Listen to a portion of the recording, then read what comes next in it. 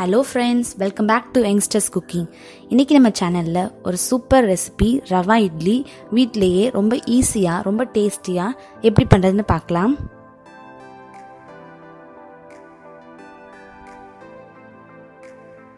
ஒரு மிக்சிங் பவுல் எடுத்துக்கோங்க. ஒரு கப் வறுக்காத ரவை, தேவைக்கேற்ப உப்பு சேர்த்துட்டு நல்லா மிக்ஸ் பண்ணிக்கலாம்.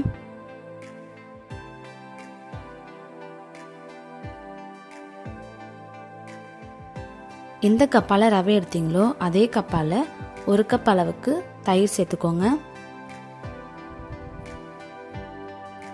சேர்த்துட்டு நல்லா மிக்ஸ் பண்ணிக்கலாம். தேவைப்பட்டால் கொஞ்சம் தண்ணியும் சேர்த்து நல்லா மிக்ஸ் பண்ணிக்கோங்க. இந்த அளவுக்கு மிக்ஸ் ஆனதுக்கு அப்புறமா ஒரு 30 மினிட்ஸ் அப்படியே நம்ம ஊற விட்டுடலாம். அந்த ரவை நல்லா தயிர் கூட ஊறி நல்லா மிக்ஸ் ஆகி வரட்டும். ஒரு பேன் வச்சுக்கோங்க. ஒரு 2 ஸ்பூன் ஆயில் சேர்த்துட்டு ஆயில் நல்லா சூடாகட்டும். அது கூட 1/2 டீஸ்பூன் அளவு கடுகு, 1 டீஸ்பூன் கடலைப்பருப்பு, 1/2 டீஸ்பூன் உளுத்தம்பருப்பு சேர்த்துட்டு நல்லா ஃப்ரை பண்ணலாம்.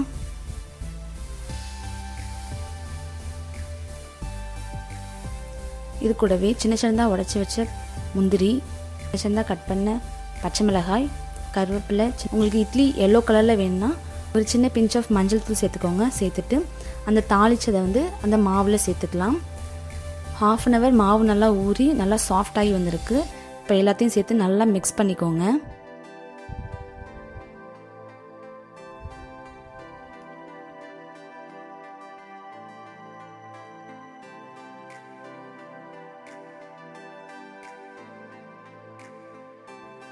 சின்ன பிஞ்ச் அளவுக்கு சோடா சேர்த்துட்டு நறுக்கி வச்ச கொத்தமல்லி இலை சேர்த்துட்டு நல்லா இட்லி மாவு பதத்துக்கு தண்ணி ஊற்றி நல்லா மிக்ஸ் பண்ணி வச்சுக்கோங்க.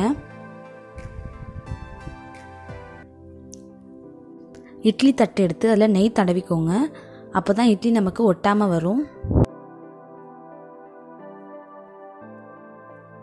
இட்லி பேட்டரை நம்ம இட்லி தட்டில் ஊற்றிக்கலாம்.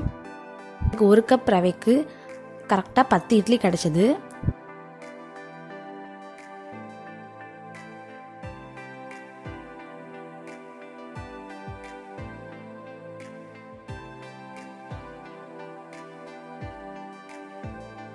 இப்போ எல்லாமே ஊற்றியாச்சு.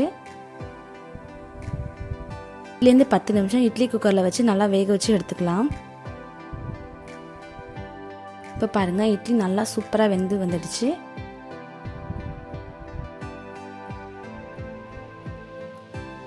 இட்லி கொஞ்சம் கூட ஒட்டாமல் சூப்பராக வந்திருக்கு. இப்போ அதே மாதிரி எல்லாத்தையும் எடுத்துடலாம். இட்லி பிடிக்காதவங்களுக்கு கூட பார்த்திங்கன்னா இந்த ரவை இட்லி ரொம்ப பிடிக்கும். அந்த அளவுக்கு ஒரு சூப்பர் டேஸ்டியாக இருக்கும். நீங்களும் கண்டிப்பாக வீட்டில் ட்ரை பண்ணி பாருங்கள். அவ்வளோதான், ரொம்ப சூப்பரான ரவை இட்லி ரெடி. சட்னி வச்சு சூப்பராக சர்வ் பண்ணிடலாம். இந்த வீடியோ பிடிச்சிருந்தால் லைக் பண்ணி ஷேர் பண்ணுங்கள். அண்ட் இதே மாதிரி உங்கள் வீட்டில் செஞ்சு பார்த்து உங்கள் ஃபீட்பேக்கை எங்க கூட ஷேர் பண்ணுங்கள். அண்ட் மறக்காமல் subscribe to youngsters cooking. Thanks for வாட்சிங்.